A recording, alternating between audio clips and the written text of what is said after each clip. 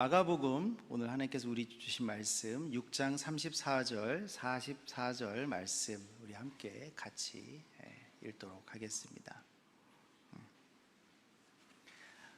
마가복음 6장 34절과 44절의 말씀입니다. 저와 여러분들이 한 절씩 받들어 교독하도록 하겠습니다. 먼저 제가 읽겠습니다.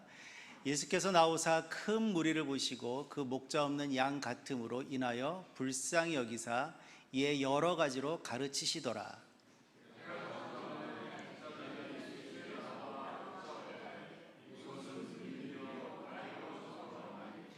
무리를 보내어 두루 촌과 마을로 가서 무엇을 사 먹게 하옵소서.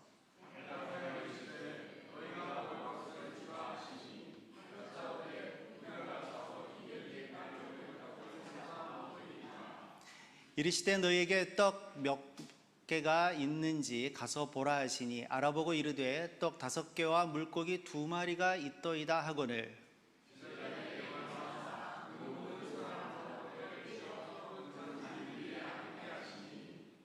때로 100명씩 또는 50명씩 앉은지라. 함께 읽겠습니다. 예수께서 떡 5개와 물고기 2마리를 가지사 하늘을 우러러 축사하시고 떡을 떼어 제자들에게 주어 사람들에게 나누어 주게 하시고 또 물고기 2마리도 모든 사람에게 나누시매 다 배불리 먹고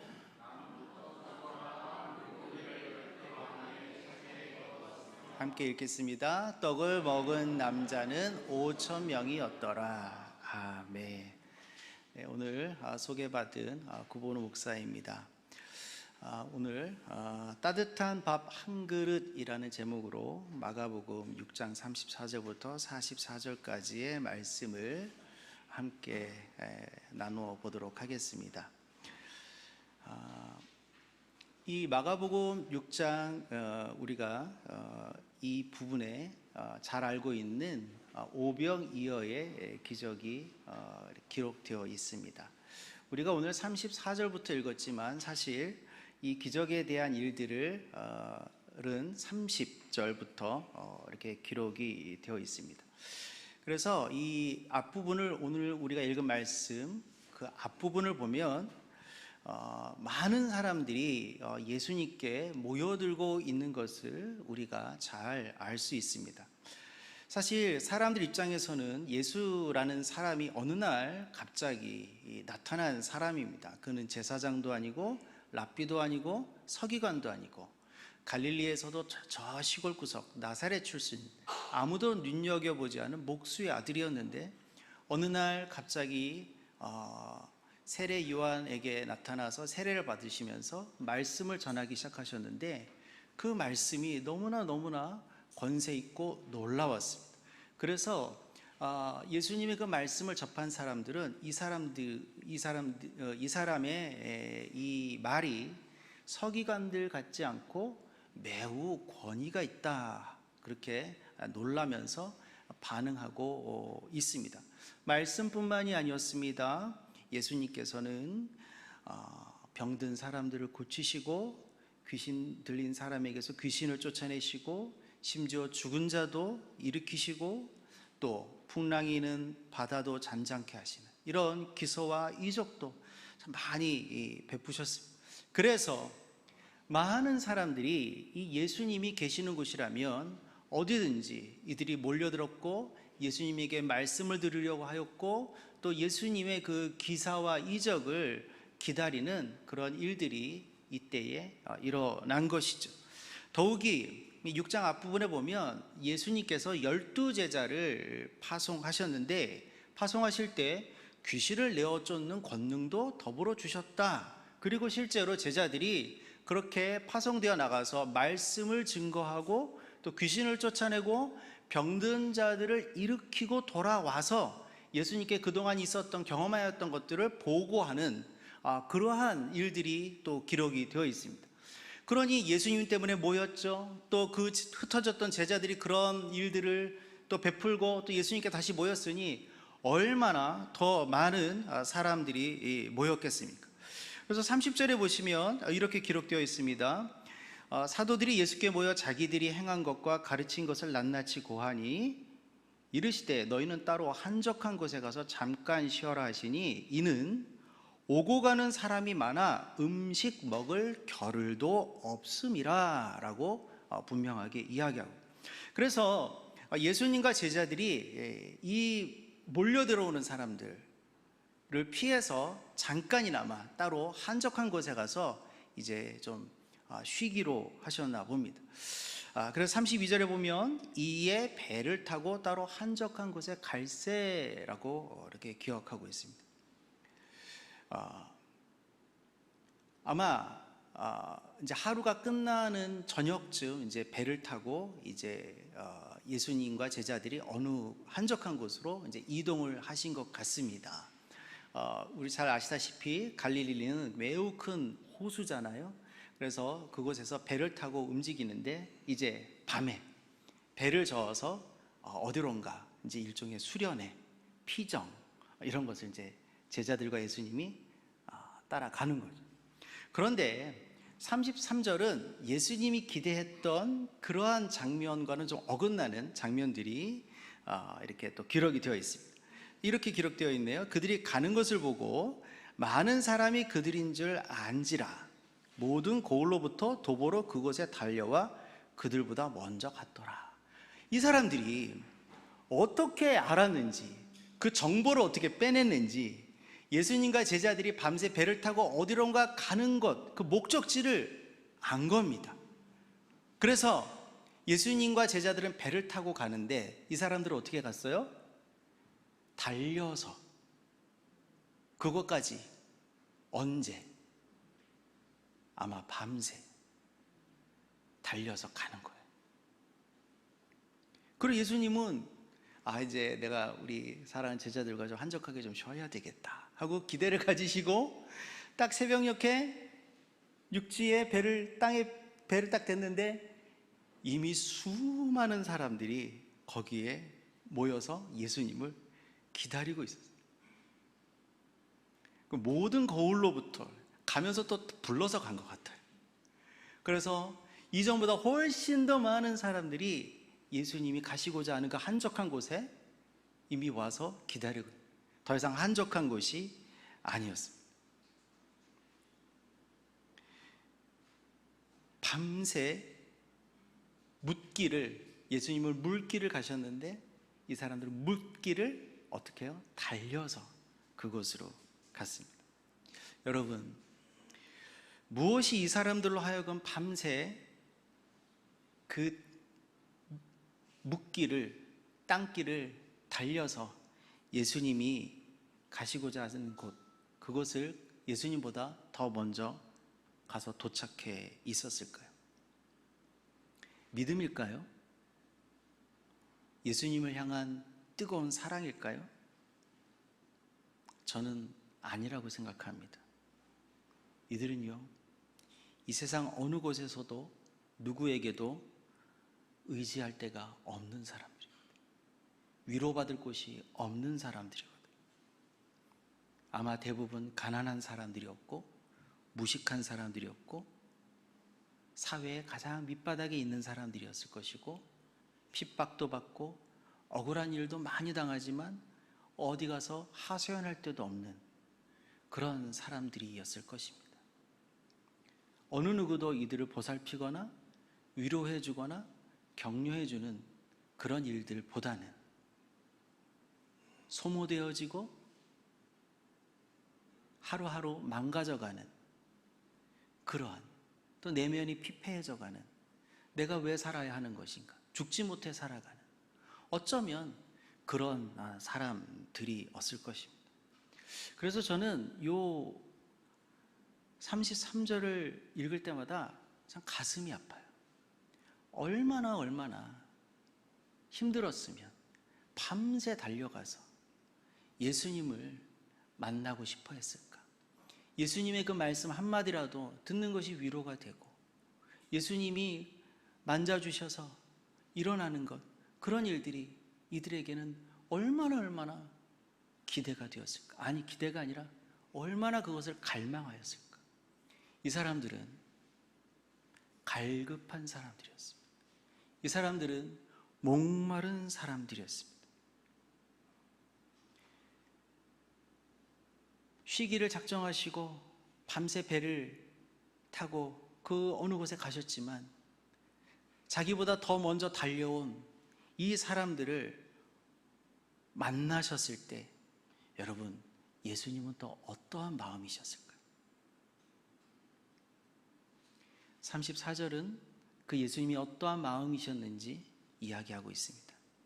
예수께서 나오사 큰 무리를 보시고 그 목자 없는 양 같음으로 인하여 불쌍히 여기사. 아마 그 사람들 딱 보셨을 때 예수님 가슴이 철렁 덜커덕 내려앉으셨을 것 같아요.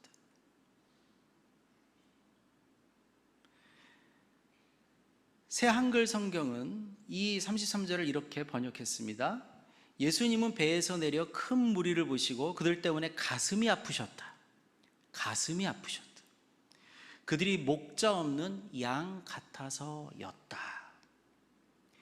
예수님의 눈앞에 나타난 그들은 예수님 보시기에는 영락없이 목자 없는 양들이었습니다.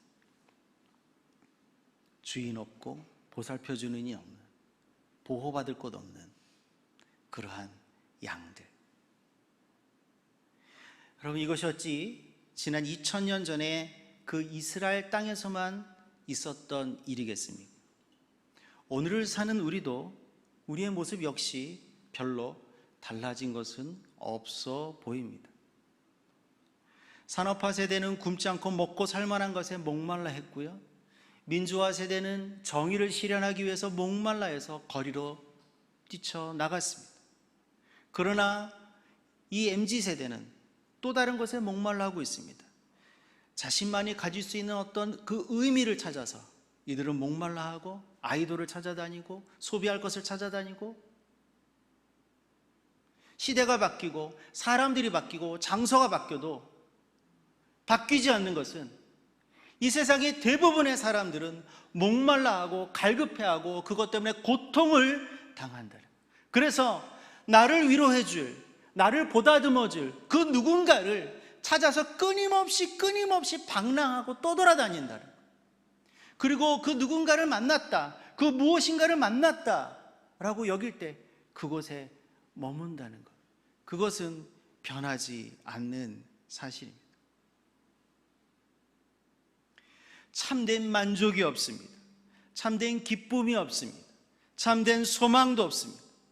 그리고 자신을 만족시켜주고 위로해주고 보호해줄 그 누군가를 찾는 것이 너무나도 힘든 것이 지금도 변함없는 이 세상입니다. 그때나 지금이나 어쩌면 우리는 대부분 목자 없는 양 같은 존재들일 수 있습니다. 밤새 달려와서 숨을 헐떡이면서 그 무엇인가를 갈망하는 그 눈빛들을 보셨을 때 여러분, 예수님 마음이 그냥 평안하셨을까요? 야, 이렇게 많은 사람들이 모였구나, 기뻐하셨을까요? 저는 아닐 것 같아요. 가슴이 너무 아프죠. 불쌍히시고. 여기서 불쌍히 여기셨다라는 단어가 있는데요, 이것은 누가복음에 2번 더 나오는 단어입니다. 한 번은요, 선한 사마리아인이 강도 만나서 죽어가는 자를 보았을 때 불쌍히 여겼다라고 해요. 그때 그 불쌍히 여겼다. 또 한 번은 누가복음 15장, 여러분 탕자의 비유 잘 아시죠? 탕자가 돌아와서 마을 저 멀리서 나타났을 때 그 아들을 발견한 아버지가 그를 측은히 여겨 달려나갔다. 그 측은히 여겨. 예수님이 이 무리들을 불쌍히 여기셨다. 선한 사마리아인이 죽어가는 사람을 불쌍히 여겼다. 돌아온 탕자를 보는 그 아비가 측은히 여겼다. 다 같은 마음, 다 같은 단어예요. 예수님은 이렇게 이 세상을 하루하루 힘겹게 살아가고 버텨나가는 우리를 보실 때 불쌍히 여기고 측은히 여기고 계십니다. 그래서 예수님 쉬지 못하셨어요. 34절 하반절은 이렇게 이야기하고 있습니다. 이에 여러 가지로 가르치시더라. 그들을 보자마자 예수님 배에서 내려서 그들에게 말씀을 베푸시기 시작하신 거예요. 이것은 의도하지 않은 것입니다. 이것은 계획하지 않은 것입니다. 그러나 목자 없는 양 같은 그들, 밤새 예수님을 보기 위해 달려온 그들 예수님 어떻게 외면하시겠어요? 그들을 예수님 어떻게 그냥 돌려보내시겠어요? 그래서 예수님 그들 앞에 나가셔서 그냥 그 빈들에 함께 주저앉으셔서 그들에게 말씀하시는 거예요. 영의 양식을 먹이시는. 무슨 말씀을 하셨다고는 기록되어 있지만 우리는 충분히 상상해 볼 수 있습니다. 왜요? 예수님의 말씀이 성경 곳곳에 있잖아요. 여러분의 목숨을 위해 무엇을 먹어야 할지 또는 무엇을 마셔야 할지 걱정하지 마세요. 여러분의 무엇을 위해서 입어야 할지도요, 음식보다 목숨이, 옷보다 몸이 값지지 않습니까? 그러면서 하늘을 보시면서 또 이렇게 말씀하셨겠죠. 하늘의 새들을 자세히 보세요. 새들은 씨를 뿌리지도 거둬들이지도 광에 모아들이지도 않습니다. 그러나 여러분의 하늘 아버지께서 저 새들을 다 먹이십니다. 여러분이야말로 그것들하고는 다르지 않습니까? 또 들판에 든 꽃을 보시면서 또 이렇게 말씀하실 수도 있습니다. 또 옷을 두고 여러분은 왜 걱정하십니까?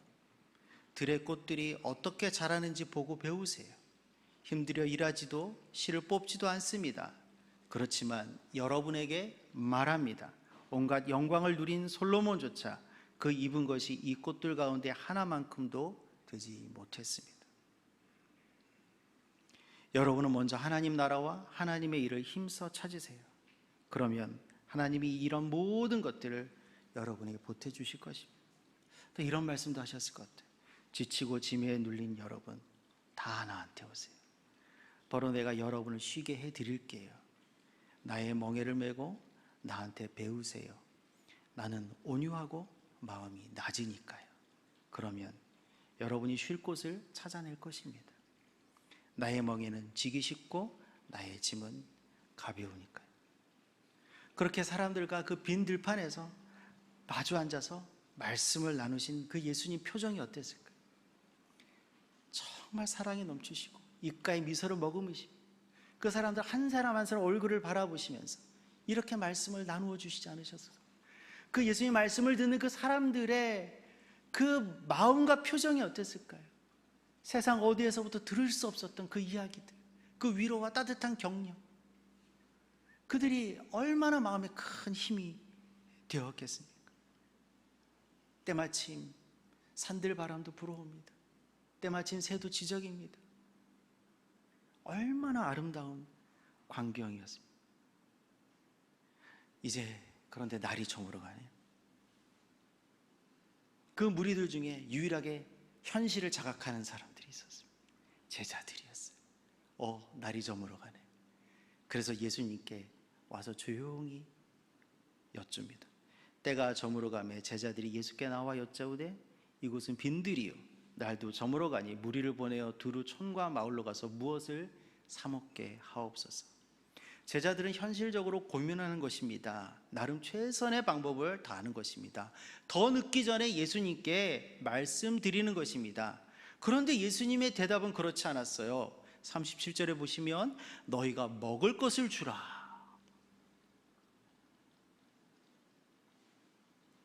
예수님이 제자들 꾸짖으신 것일까요? 예수님 제자들을 책망하신 것일까요? 저는 그것이 아니라고 생각합니다. 이건 이렇게 말씀하시는 것은 그런데 나는 너희들과 좀 생각이 다르다라는 표현인 것 같아요. 너희가 먹을 것을 주라라는 말씀은 내가 이들을 직접 먹이겠다 그런 말씀인 것 같아요. 목자 없는 양과 같은 그 무리들을 만나서 예수님은 그 아침부터 마음에 어떤 결심을 하셨을 겁니다. 내가 오늘 이들의 목자가 될 것이다. 내가 오늘 이들에게 꼴을 먹일 것이다. 그래서 영의 양식을 먹였습니다.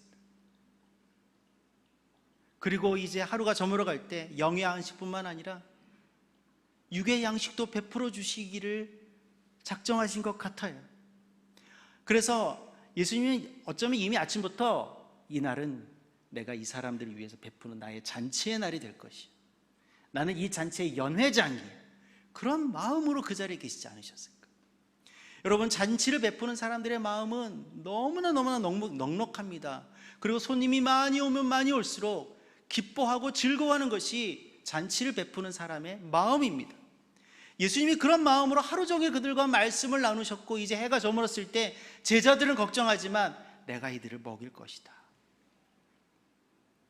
그것을 마치 지나가는 나그네를 그냥 보내지 않으시고 집 안으로 데리고 들어와 씻기시고 따뜻한 곳에 앉히시고 따뜻한 밥 한 그릇을 대접하는 그런 마음 아니겠습니까? 그래서 예수님은 무리 중 그 누군가가 가지고 있었던 빵 5개, 물고기 2마리, 요한복음에는 어린아이가 가져온 것이라고 기록했지요. 그 빵 5개와 물고기 2마리로 남자만 5,000명이나 되는 수많은 사람들을 배불리 먹여주셨습니다. 그 하루는 예수님께서 목자 없는 양 같은 사람들에게 완벽하게 베풀어 주신 잔치와 같은 날이 되었습니다. 내가 초대한 이들을 어찌 그냥 돌려보낼 수 있을까? 반드시 따뜻한 밥 한 그릇이라도 챙겨줘야지. 여러분, 이 마음이 있었기에 오병이어의 기적이 가능하지 않았습니까? 않았겠어요? 그냥 과시하시듯이, 그냥 보여주시듯이 그렇게 예수님이 오병이어의 기적을 베푸신 것이 아니라 따뜻한 목자의 마음, 주인 없어 오갈 곳 없는 이들을 받아 품으시는 그 마음, 그 환대하시는 마음, 그 마음이 이 기적을 가능하게 했을 것입니다. 이것은 단순한 환영이 아닌 그보다 더 깊은 차원의 배려와 섬김, 그리고 사랑으로부터 우러나오는 깊은 환대입니다. 연약한 이들을 포옹하고 갈 곳을 잃고 목자 없는 양과 같은 우리를 주님께서 오늘도 그렇게 환대하는 마음으로 품어주십니다. 이렇게 그날 하루 종일 주님과 함께 마주 앉아 영의 양식을 받았던 사람들은 이제 놀라운 오병이어의 기적을 경험합니다. 여러분, 그 기적이 일어났을 때 들판 여기저기서 어떤 일들이, 사람들이 어떤 반응을 보였을까 한번 상상해 보세요. 어떤 사람들은 놀라서 웃을 것이고, 어떤 사람들은 노래 부르고, 어떤 사람은 박수치고, 심지어 어떤 사람들은 일어나서 덩실덩실 춤을 추면서 여기저기 웃음소리가, 기쁜 소리가 그치지 않았을 것입니다. 어떤 사람은 너무 기쁘고 감동해서 눈물도 흘렸을 것입니다. 아무것도 아닐 것 같던 그 하루가 이들에게는 평생 잊을 수 없는 그런 하루가 되었습니다. 무엇이 이것을 가능하게 했을까요? 예수님의 그 사랑의 마음, 환대의 마음, 따뜻한 밥 한 끼라도 대접하고자 하시는 그 예수님의 마음이 이것을 가능하게 하지 않았을까요? 사실 우리의 하루하루도 그렇습니다. 힘들고 어렵고 참 고단한 것 같은 하루지만, 그러나 우리가 주님과 함께 믿음의 눈으로, 주님의 마음으로 오늘 하루하루를 들여다보면 주님께서 나를 외면하지 않으시고 나를 맞아주시고 환대해 주시고 사랑해 주시는 일들로 가득한 하루하루입니다. 가까이 앉아있는 얼굴과 얼굴을 대하여 말씀을 나누시고, 목마르고 배고플 때쯤 이런 베푸시는 이 아름다운 식탁은 어마어마한 성찬은 아닐지라도 아주 작고 소소한 것일지라도 그것이 우리를 살리고 우리를 회복시키고 우리를 서 있게 만드는 그런 우리 하루하루를 만들어 주시는 것입니다. 우리의 목자 되신 주님은 결코 우리를 외면하지 않으십니다. 우리는 결코 목자 없는 양이 아닙니다. 우리를 환대하시는 주님의 그 따뜻한 품을 누릴 수 있는 자격이 우리에게는 충분히 있습니다. 그래서 여러분 너무 스스로 자책하지 마세요. 너무 스스로 힘들게 하지 마세요. 주님이 우리를 사랑하시고 주님이 우리를 맞아주시고 여기 좀 앉아봐, 내 따뜻한 밥 한 그릇 먹고 가 하시는데 나는 아무것도 할 수 없어요. 나는 실패투성이에요. 나는 절망투성이에요. 내가 되는 것이 없어요. 너무 그러지 마세요. 주님이 사랑하신다고 하시는데 사랑을 받아서 누리는 것도 겸손함입니다. 그 주님의 사랑이 우리의 삶 속에서 만들어주시는 그 작은 기적들을 이제는 떠올려 보시기 바랍니다. 우리는 선한 목자이신 주님의 양입니다. 주님과 결코 멀어지지 마세요. 늘 가까이 하시고 주님 사랑합니다. 사모합니다. 주님이 나의 주님이십니다. 틈날 때마다 고백하시고 그 주님 손 꼭 붙들고 놓지 않으시기를 주님의 이름으로 축원합니다. 한 가지만 더 말씀드리겠습니다. 41절부터 44절까지의 말씀 제가 읽어보겠습니다. 예수께서 떡 5개와 물고기 2마리를 가지사 하늘을 우러러 축사하시고 떡을 떼어 제자들에게 주어 사람들에게 나누어 주게 하시고 또 물고기 2마리도 모든 사람에게 나누심에 다 배불리 먹고 남은 떡 조각과 물고기 12바구니에 차게 거두었으며 떡을 먹은 남자는 5,000명이었더라. 주님께서 그 누군가에게로부터 받은 빵 5개와 물고기 2마리로 그것을 들고 하늘을 우러러 축사하시고 제자들에게 나누어 주셨습니다. 여기서 축사하셨다라는 이 단어는 헬라어 단어를 보면 한 번 있었던 그런 시제로 기록되어 있습니다. 그런데 나누어 주셨다라는 이 시제는 한국에는 한국말에는 없는 시제인데요. 계속해서 이건 현재 진행형도 아닙니다. 과거와 미래와 현재와 미래를 통틀어서 계속해서 진행되어져 가는 그런 시제예요. 여러분 이것이 무엇을 의미할까요? 예수님 우리에게 축사하시고 우리와 함께 하시지만 이제는 그 은혜와 사랑을 받은 우리들이 제자들이 나누어 주었잖아요. 우리들도 이 세상에 나가서 누군가 목자 없는 양 같은 우리의 이웃들과 형제와 자매들에게 예수님의 그 사랑을 떼어서 전해주고 가서 먼저 안아주고 위로해 주라고 예수님이 하신 말씀 아니겠습니까? 우리가 말씀을 듣기 전에 성찬을 하였습니다.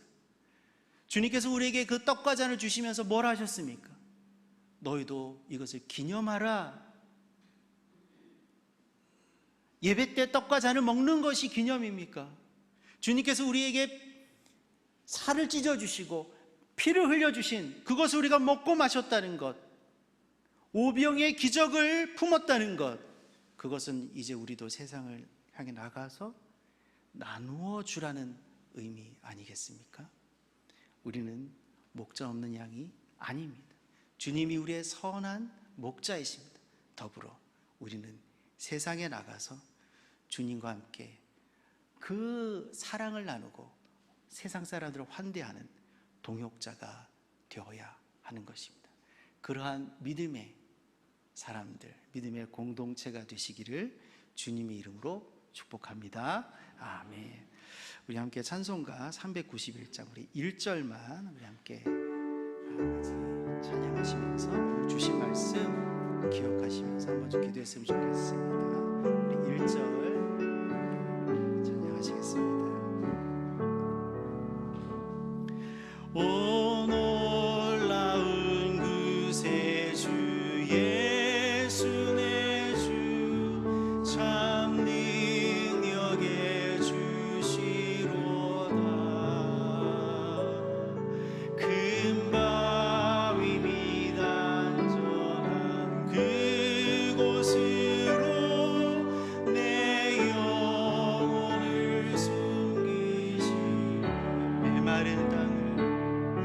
메마른 땅을 종일 걸어가도 나 피곤치 아니하며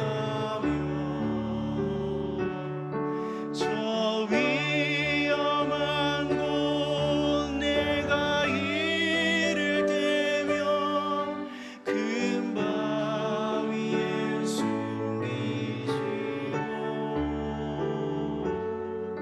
주 손으로 덮으시. 우리 피아노 좀 계속 쳐주시고 우리 잠시 눈을 감고 오늘 주신 이 말씀을 우리가 붙들고 함께 우리 잠깐이라도 기도했으면 좋겠습니다. 주님, 내가 목자 없는 양이 아닙니다. 주님께서 나를 늘 사랑의 눈으로 바라보시고 외면치 않으시고 품으시는 것, 날마다 오병이어의 기적을 나에게 베푸시고 영의 말씀을 베푸시는 것 감사합니다. 주님, 내가 주님 손 붙들고 주님의 품 안에서 다시 힘을 내어서 주님의 그 사랑을 누리겠습니다. 주님의 그 사랑 안에 머물겠습니다. 그리고 나아가 그 사랑을 증거하고 전하겠습니다. 우리 잠깐 한 2분 정도라도 같이 기도하도록 하겠습니다. 기도하시겠습니다. 거룩하신 아버지 하나님, 고맙고 감사합니다. 오늘 우리가 이렇게 주님 앞에 서게 하여 주시고 주님의 그 따뜻한 눈을 바라보게 하여 주시니 감사합니다. 주님, 우리가 아버지 하나님 너무나도 힘들고 연약하고 때로는 목자 없는 양 같아 외롭고 고단할 때 오늘 이 말씀을 바라보며 우리를 지극히 환대하시고 사랑하셨던 주님 품으로 다시 나아갑니다. 주님 손 놓지 않겠습니다. 주님의 그 시선을 외면하지 않겠습니다. 우리가 주와 함께 머물겠습니다. 주님, 우리에게 새 힘을 주시고 새 양식과 새 능력을 베풀어 주시는 주님, 새 사랑을 베풀어 주시는 주님, 우리가 주님과 함께 머물게 하시고 또 나아가서 주의 그 사랑을 증거하는 아름다운 사람들 되게 하여 주시옵소서. 감사합니다. 주님, 오늘도 저희들에게 예배하게 하시고 주의 말씀에 귀 기울이게 하시고 성찬에 참여하게 하여 주시니 감사합니다. 이 모든 것 저희의 힘이 아닌 주님의 은혜임을 고백합니다. 오늘 주신 말씀처럼 이제 우리가 다시 힘을 얻어서 주님의 사랑을 마음껏 누리고 주님의 품 안에서 벗어나지 아니하고 주님, 이 세상 안에서 힘껏 살아가고 또 아름다운 믿음의 일들을 이루어 나가게 하여 주시옵소서. 너희가 나누어 주라 라고 하신 그 말씀 기억하여 이제 우리가 이 교회 울타리를 벗어나 다시 세상으로 들어갈 때에 우리 이웃들에게 이 따뜻하고 아름답고 온전하신 주님의 사랑을 알게 하고 느끼게 하고 전할 수 있는 믿음의 일들도 감당하게 하여 주시옵소서. 감사하고 축복하며 예수님의 이름으로 기도합니다. 아멘.